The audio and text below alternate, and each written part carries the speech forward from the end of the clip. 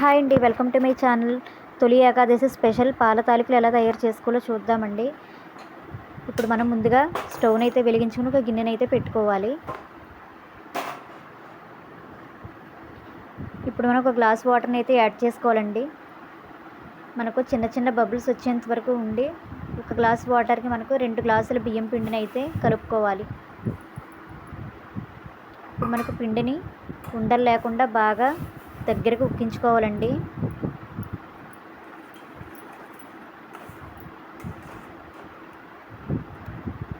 చూడండి, మనకు పిండి అయితే బాగా ఉక్కిపోయింది.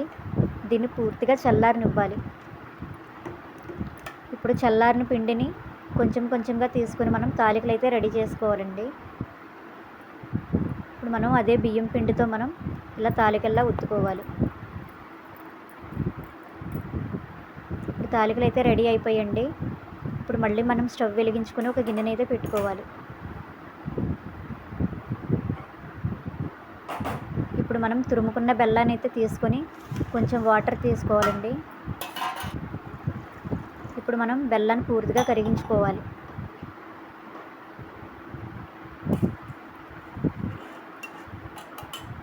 మనకు బెల్లం పూర్తిగా కరిగిపోయిందండి. మనం ఇందులో కొబ్బరి ముక్కలు లేదా కొబ్బరి తురుమునైనా యాడ్ చేసుకోవచ్చు.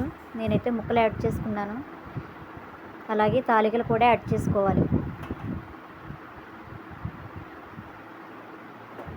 కొంచెం స్లోగా కలిపి మూతనైతే పెట్టుకుని బాగా దగ్గరకు ఉడకనివ్వాలండి.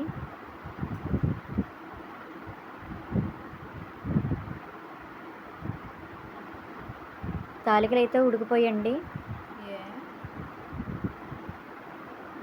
అంతేనండి, మనకి ఎంతో ఇష్టమైన పాల తాలికలు అయితే రెడీ అయిపోయాయి.